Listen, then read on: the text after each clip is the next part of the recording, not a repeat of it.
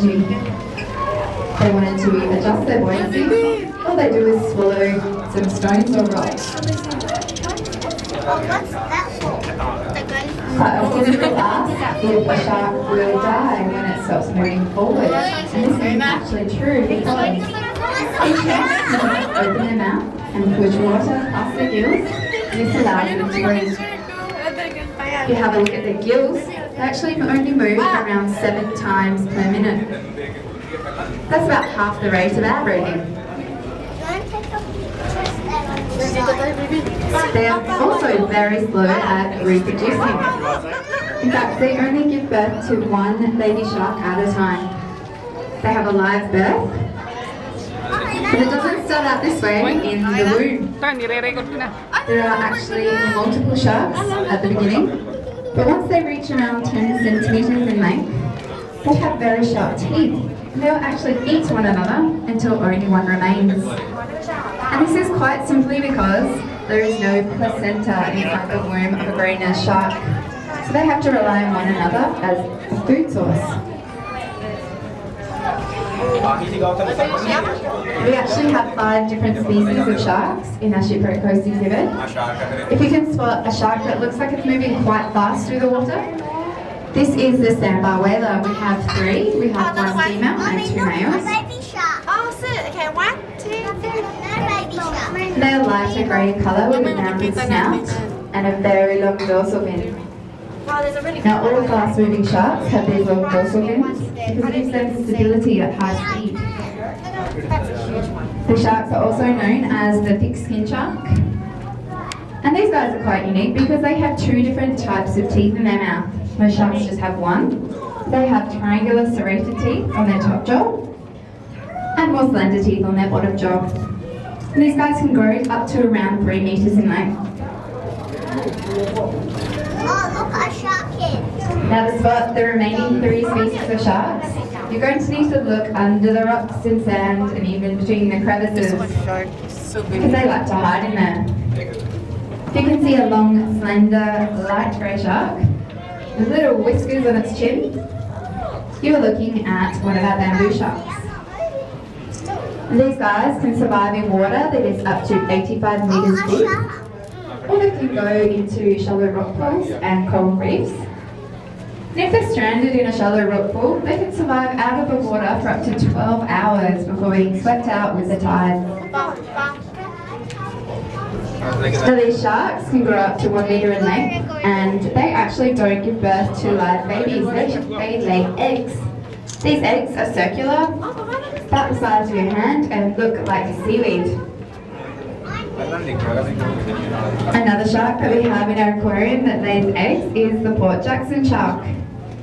You know you're looking at one of those when you see a shark with a boxy, squarish shaped head, dark harness-type markings on its back, and they have a spine on each dorsal fin. These sharks lay eggs that are cone-shaped with gills around the edge. They look a lot like seaweed, and they are drilled right into the seabed or crevices in rocks, so they're kept nice and safe and camouflaged for about a year until they hatch. Don't worry too much if you can't spot one, because we have lots of baby Port Jackson sharks out in the touch pool, as well as some shark that you can hold for yourself. That's a big one. And when you pet one of the sharks, try and notice how rough its skin is. And this is because sharks actually are covered in teeth. They have pointy scales, which are called dermal denticles, which means skin teeth. And this gives it a very rough sandpapery feel. It is actually used to cut the water and stop drag, so they're more streamlined.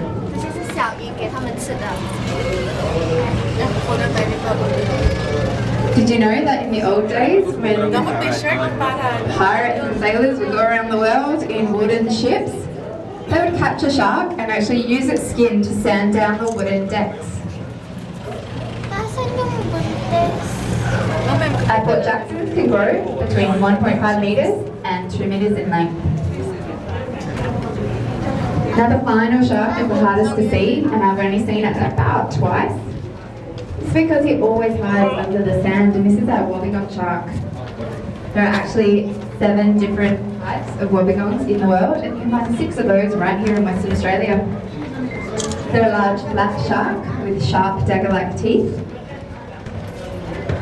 and they can grow to around 3 meters. Now while you're looking under the sand to find the wobbegong, have a look into the sand and see if you can see some shark teeth.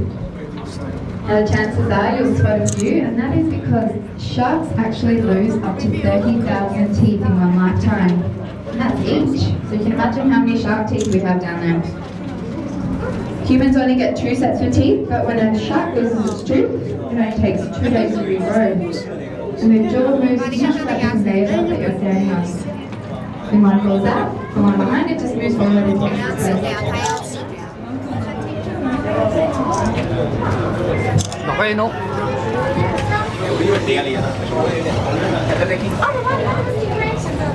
Now sharks have a lot of amazing senses that help it locate its prey in the water.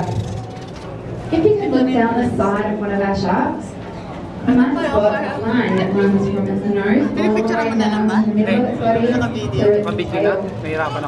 And this is called the lateral line, and it's made up of lots of jelly kind of like cells that pick up movement and vibration in the water, and they can actually sense their prey from up to 500 meters away.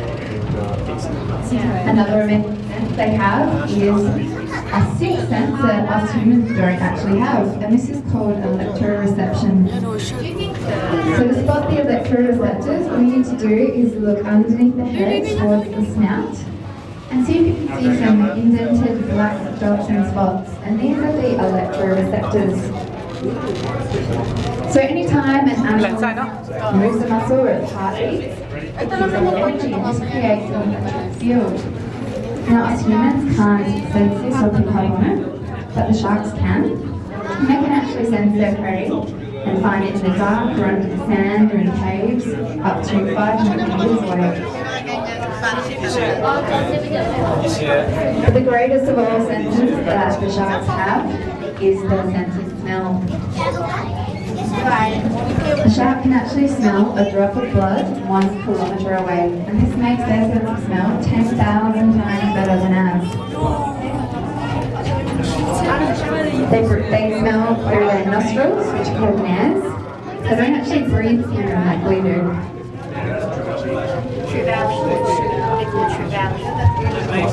Now sharks aren't the only animals that we have in our shipwreck coast exhibit. We also have some massive stingrays.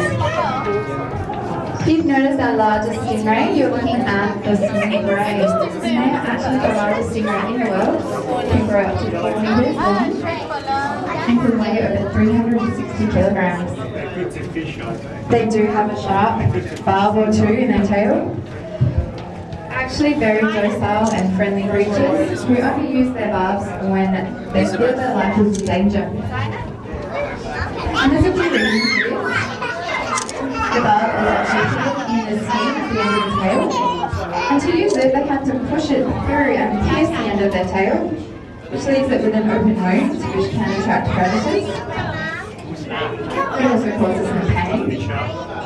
And they're left defenseless for up to 2 weeks before it regrows. Another stingray that has a barb in its tail is the eagle ray, and you can tell this ray by the way it flaps its wings through the water. Our last ray is not a stingray, it's actually called the AQWA ray, and this guy sticks closer to the bottom and has brown markings on it. It gets its name from its fiddle-like shaped body. We have a very friendly one in our touch book, so go and say hi.